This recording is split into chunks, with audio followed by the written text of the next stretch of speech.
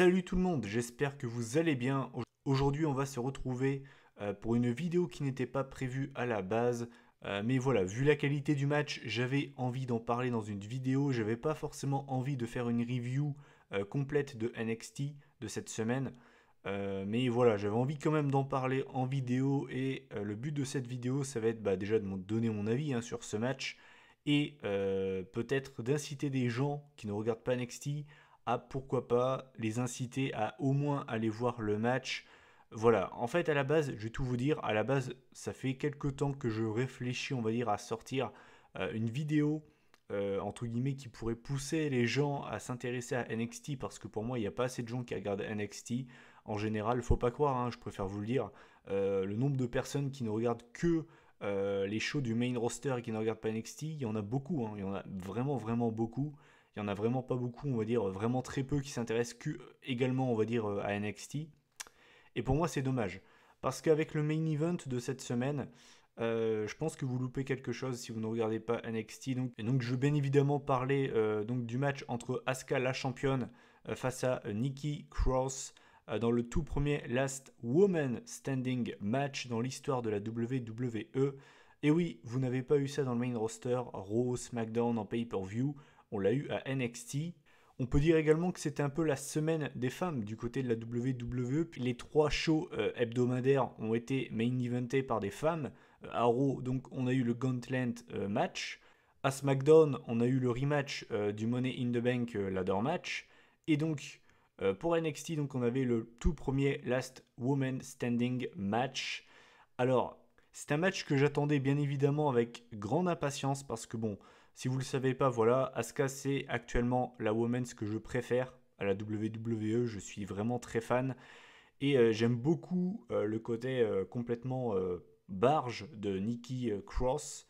Donc, le mélange des deux dans un Last Woman Standing match, voilà, ça me donnait envie. Je ne vais pas vous le cacher, ça me donnait vraiment envie. Et j'ai clairement pas été déçu. Pour moi, c'est le meilleur match de cette semaine du côté de la WWE. Ça avait sa place dans n'importe quel pay-per-view, que ce soit main roster ou bien même dans un takeover. Ça avait sa place dans un pay-per-view très clairement. On nous a pas fait tout un pentakiss comme par exemple dans le passé entre Charlotte et Sasha Banks quand elles se sont affrontées dans le Hell in a Cell ou bien dans le Iron Woman. Voilà, ils en ont pas fait des caisses et des caisses et des caisses. Mais là, très clairement, c'était vraiment très très bon. Ça a été violent. Il y avait de l'intensité, chose qui pour moi n'est pas assez présente chez les femmes. Là, c'était vraiment très intense. Que ce soit Asuka, c'était très stiff ce qu'elle mettait. Nikki Cross jouait son personnage à la perfection. J'aime beaucoup Nikki Cross d'ailleurs. Je pense qu'elle a vraiment un très très bon avenir à la WWE. Euh, voilà, le match était très bon. Tu sentais que les deux meufs ne pouvaient pas se saquer. Donc voilà, tu sentais que les meufs ne pouvaient pas se saquer. C'était violent. Il y a eu des très bons spots, notamment le spot avec Asuka qui met la poubelle sur Nikki Cross et qui lui met des coups de pied dans la gueule. On a eu la powerbomb de Nikki Cross sur Asuka à travers les chaises, où d'ailleurs la tête d'Asuka a retombé sur le sol. J'ai vraiment eu peur sur le coup. D'ailleurs, l'arbitre a été voir si elle saignait pas. C'était vraiment très violent. Voilà, on nous a teasé un match violent. Et ben, elles nous ont pas menti. C'était violent. Il y a eu des très bons spots. J'ai également bien aimé les neck breakers, au moins 3 ou 4 à la suite de Cross sur Asuka. Après, j'ai bien aimé également le même neck breaker à l'extérieur du ring, près de la table des commentateurs. D'ailleurs, ça fait tellement plaisir d'avoir Mauro Ranallo de retour. Vraiment, c'est vraiment un kiff de l'avoir de retour à NXT. Et puis bien évidemment, le spot final, j'étais obligé d'en parler, la superplex de Asuka sur Nikki Cross à travers la table des commentateurs du haut de l'échelle. C'est grâce d'ailleurs à cette prise qu'elle a conservé le NXT Women's Championship.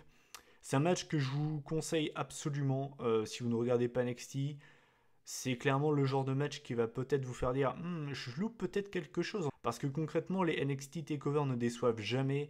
Les weekly, c'est vrai qu'il y en a quelques-uns qui sont en dessous, c'est sûr. Tu peux pas avoir des weekly très bons chaque semaine, mais tu as souvent au moins un match de qualité chaque semaine du côté de NXT. La semaine prochaine d'ailleurs, on aura Roderick Strong face à Bobby Roode pour le NXT Championship. Donc vraiment, j'espère que cette vidéo, entre guillemets, va peut-être inciter des gens qui ne regardent pas NXT à se lancer.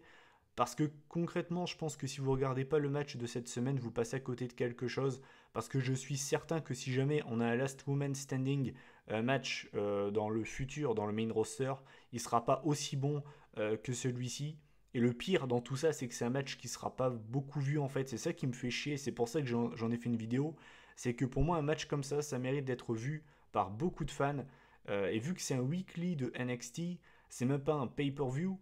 C'est pour ça que voilà, je sais qu'il n'y a pas beaucoup de monde qui verra ce match au final et je trouve ça vraiment dommage parce que ça mérite beaucoup d'attention. Quand les meufs font des matchs pareils, il faut aussi en parler. Je ne suis pas le plus grand fan de Women's Wrestling, je pense que vous le savez, mais quand c'est très bon, il faut aussi le dire. Et là, concrètement, les deux nous ont fait un putain de match. Ça, franchement, ce match, hein, sans déconner, il aurait eu sa place dans n'importe quel pay-per-view de la WWE, Rumble, Mania, Survivor Series, Money in the Bank, SummerSlam, n'importe quel pay-per-view. Et malheureusement, ce ne sera pas vu par beaucoup de fans et c'est ça qui est dommage. Donc voilà, j'espère que cette vidéo vous a, on va dire, incité à regarder le match. À la rigueur, je mettrai limite un lien du match dans la description. Limite, hein, je vais certainement faire ça. Parce que pour moi, voilà, ce match était vraiment très bon et il mérite d'être vu. Sincèrement, voilà, je veux dire, les deux nous ont fait un très bon match. Et, et je risque de certainement vous faire un peu une vidéo fantasy booking sur comment je ferai débuter Asuka dans le main roster. Voilà, je pense sortir une vidéo comme ça dans le futur. Je peux pas vous dire quand je la sortirai, mais je risque d'en sortir une très bientôt. À la base, donc, cette vidéo n'était pas prévue. À la base, normalement, aujourd'hui, vous deviez avoir la review de Judgment Day 2008. Vous inquiétez pas, vous allez quand même la voir. Je la sortirai dimanche.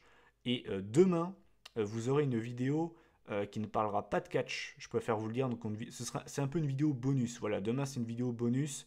Si ça vous intéresse pas, tout ça, je comprends totalement. Hein. Je préfère vous le dire, ce sera vraiment mais totalement hors du catch. Hein. Rien à voir. Donc voilà. Bah écoutez, j'en ai terminé avec cette vidéo. Je vous ai donné mon avis sur ce match qui était très bon.